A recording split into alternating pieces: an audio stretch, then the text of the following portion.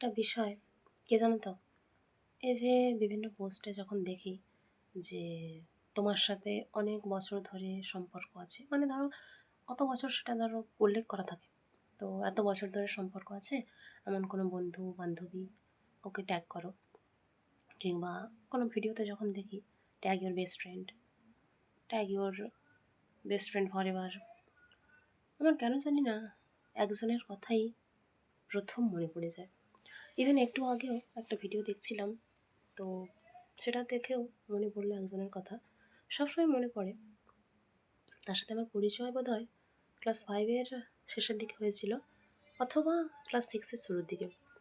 এবার পরিচয়টা আবার কেমন, আমি মানুষটা কেমন জানো তো, হয়তো এখনও অনেকটা সেরকমই আছি, যে প্রচণ্ড মুখ চোরা টাইপের, হুটহাট করে কারোর সাথে মিশে যেতে, কারোর সাথে কথা বলতে পারে না। যাই হোক, এখন হয়তো খানিকটা হলে পরিবর্তন হয়েছে, কিন্তু আগে ওটা প্রচণ্ড বেশি ছিল। তো পরিচয় সে আমার সাথে নিজে এসেই করেছিল। তারপর মিশতে মিশতে এমন হয়ে গেল যেন দুজন ভিন্ন শরীর কিন্তু এক আত্মা, এরকম একটা ব্যাপার। অর্থাৎ আমি যেখানে সে সেখানে, সে যেখানে আমি সেখানে, এরকম একটা অবস্থা। আমি তবুও কোথাও একা থাকলেও একা গেলেও সে যেখানেই যাক যাই করুক, আমার সঙ্গ তার চাই। যাকে, তো আমার কেন জানি না, যখন আমি কোনো বেস্ট ফ্রেন্ডের কথা উল্লেখ করি, আমি সবসময় বলি যে স্কুল কলেজ মিলিয়ে আমার 5জন বেস্ট ফ্রেন্ড। তো প্রথম মানুষটা কিন্তু সেই ছিল। ছিল বলছি তার কারণ, তার সাথে এখন আর আমার সেরকম কোনো যোগাযোগ নেই।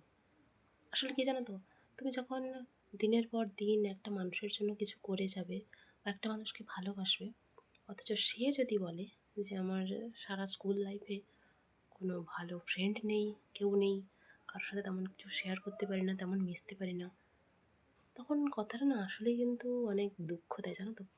যার সাথে এটা হয় সে ভালো মতো বুঝতে পারবে। যাকে, তার কোনো সমস্যায় আমি থাকিনি এরকমটা বোধহয় নেই। যতটা পেরেছি থাকার চেষ্টা করেছি, যেটা আমার পক্ষে অসাধ্য সেটা তো আমি পারবো না করতে, তাই না? যাকে, এমনকি আমার এটাও মনে পড়ে, যখন আমরা নিউ 10 ছিলাম, তখন ওকে একটা মিথ্যা সম্পর্কে সবাই ভুল বুঝেছিল। আমি কিন্তু জানতাম ঘটনাটার শুরু কোথা থেকে আর শেষ কোথায়। আমি ওকে প্রথম থেকেই সাপোর্ট করে গেছিলাম। আমি জানতাম যে ওর তাতে কোনো দোষ নেই, দোষ হচ্ছে গিয়ে সেই ছেলেটার এবং বাকিদের, যারা ওর নামে মিথ্যাটা রটিয়েছিল। আর ভাবলেও অবাক লাগে, তখন ওর পাশে কিন্তু শুধু এই মানুষটা ছাড়া আর কেউ ছিল না, না কোনো বন্ধু, না কোনো বান্ধবী। অথচ তাদের সবার সাথে আজ ওর বহাল তবিয়াতে যোগাযোগ আছে, শুধু নেই আমার সাথে। যাকে, এমনকি যখন কলেজে উঠে গেল, তখন কোনো দরকার হলে ও কিন্তু দরকারের সময় কিন্তু আমায় ফোন করতো কিংবা এসএমএস করতো। আর যখন করতো, ঝড়ের পর একদম করতেই থাকবে, একটার পর একটা কল, একটার পর একটা এসএমএস। অথচ আমি যদি ওকে কিছু দরকারে করি, তখন ও কখন ফোন তুলবে কিংবা কখন এসএমএস সিন করবে তার কোনো গ্যারেন্টি নেই। বলতেই পারে, আরে আমি ব্যস্ত ছিলাম, বুঝিস না নাকি তুই, এতদিন ধরে মিশছিস। যাক, হ্যাঁ, কলেজ লাইফে গিয়ে ও ওর মনের মতো ফ্রেন্ড পেয়েছিল আশা করি। হ্যাঁ, অবশ্যই পেয়েছিল, কারণ ওর প্রোফাইলে তো সেরকমই দেখতাম। যাক, ভালো থাকুক ও। আমার আসলে দুঃখ একটাই, যে কোথাও যখন এখনও বেরোই জানো তো, গাড়িতে যাই কিংবা কাছাকাছি কোনো দোকানে বাজারে যখন যাই, এখনও আমাকে কেউ জিজ্ঞেস করে, কিরে তার খবর কি, সে কেমন আছে, পড়ছে নাকি বিয়ে হয়ে গেছে, কথা হয়? আমি না তেমন কোনো উত্তর দিতে পারি না, অনেকটা সময় ধরে চুপ করে থাকি। তারপর বলি, ব্যস্ত আছে হয়তো, কথা হয় না আমাদের, আমিও ব্যস্ত। সত্যিই কি আমি ব্যস্ত, সত্যি কেউ ব্যস্ত, কে জানি। আসলে ও বরাবর না অনেক আপডেটেড। যখন আমার কাছে, মানে আমাদের বাড়িতে একটা ফোন থাকাটাও অবাক্কর ব্যাপার, তখন ওর বাড়িতে অলরেডি 2-3টে স্মার্টফোন এসেই গেছে। আমি সবসময় অপেক্ষা করে থাকতাম, যখন 2020 সালে অসুস্থ হই, ওই সময়টা অপেক্ষা করে থাকতাম যে ও দেখতে না আসুক, অন্তত একটা ফোন তো করতে পারে। ওর বাড়ির প্রায় সব নাম্বারই আমার মা বাবার ফোনে সেভ করে রেখেছিলাম, কিন্তু জানো তো, একটা ফোন, একটা এসএমএস কিচ্ছু আসেনি, দেখতে আসা তো দূরের কথা। কেন জানি না, 2020 সাল থেকেই আমি সেই জন্য মানুষ চিনতে শিখে গেছি, বুঝতে শিখে গেছি সবাইকে আপন ভাবলেও সবাই আপন হয় না, জানো তো।